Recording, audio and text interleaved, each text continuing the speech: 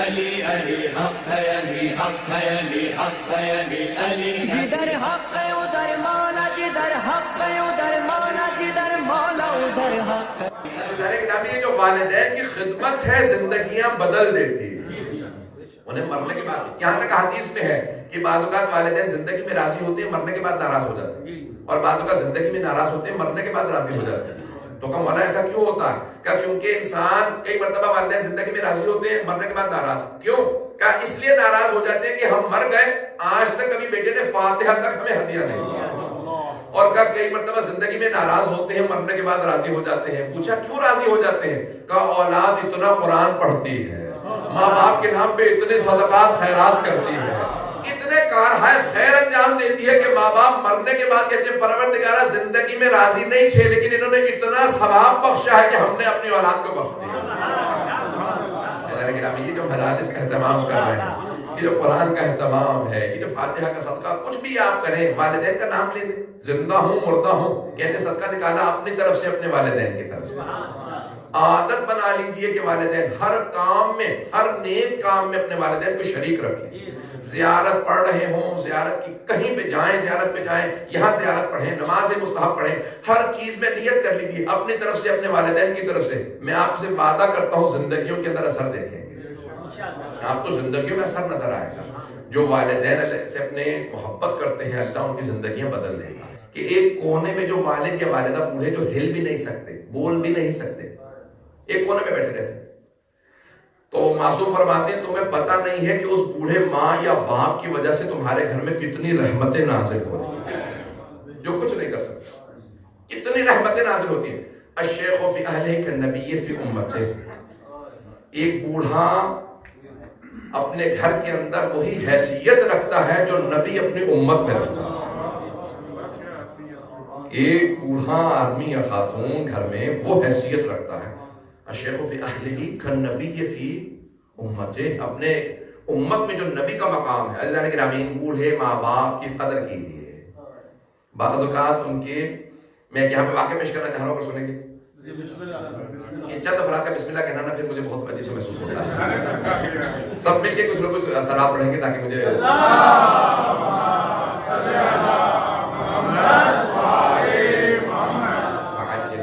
ایک مومن نے اہتمام کیا، ایک صلاۃ پڑھ کے تو آگے آ جائیں گے تو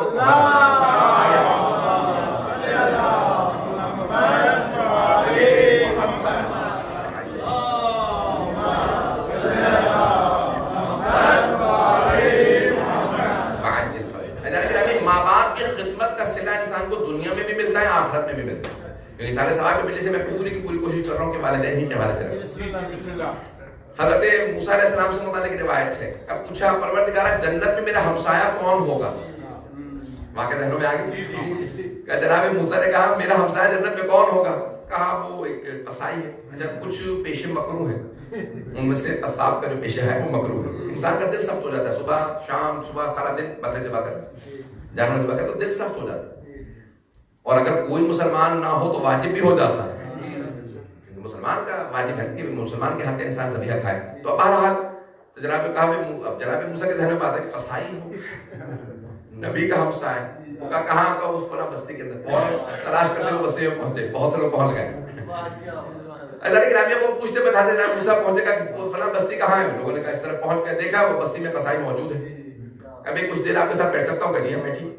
یہ نہیں بتایا، اپنا تعارف نہیں کروایا کہ میں نبی ہوں، موسیٰ ہوں، کلیم اللہ ہوں، اللہ سے کلام کرتا ہوں، شام ہوئی کا گھر جا رہا ہوں، چل سکتا ہوں گھر؟ کہاں آئے تو دیکھا بھائی اس کے گھر کے اندر ایک بوڑھی خاتون ہے جو اپاہج ہے، چل نہیں سکتی، بول نہیں سکتی۔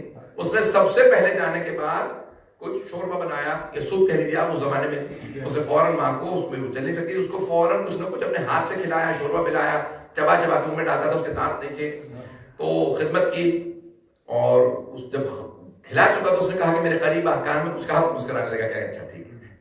جناب موسیٰ نے کہا یہ کون ہے؟ کہا یہ میری ماں ہے، چل نہیں سکتی، پھر نہیں سکتی، دانت نہیں، کھا نہیں سکتی، میں چبا کے اس میں کھانا ڈالتا ہوں، اس کی خدمت کرتا ہوں۔ کہا ہنس کیوں رہے تھے؟ اس نے کان میں کیا کہا؟ کہا ہر روز جب بھی میں ماں کو کھانا کھلاتا ہوں پچھلے کئی برس سے مجھے میری ماں ایک ہی دعا دیتی ہے، تجھے خدا جنت میں موسیٰ کے ساتھ گھر دے۔ لوگ پہنچے یا نہیں پہنچے؟ کیا جب بھی میں ماں کی یہ دعا سنتا ہوں تو ہنستا ہوں، کہاں نبی موسیٰ، کہاں مجھ جیسا گنہگار، تو میں اپنی ماں کی دعا سن کے ہمیشہ ہنستا ہوں کہ اتنی بڑی مجھے دعا دے رہی ہے، میں کہاں موسیٰ کے ساتھ محشور ہوں گا؟ کہا کہ نہیں، تیری ماں کی دعا قبول ہو گئی ہے۔ عزیزان گرامی، ماں باپ کی دعا بیٹے کے حق میں قبول ہوتی ہے، وہ ماں صرف اتنی خدمت کی وجہ سے دعا دیتی تھی۔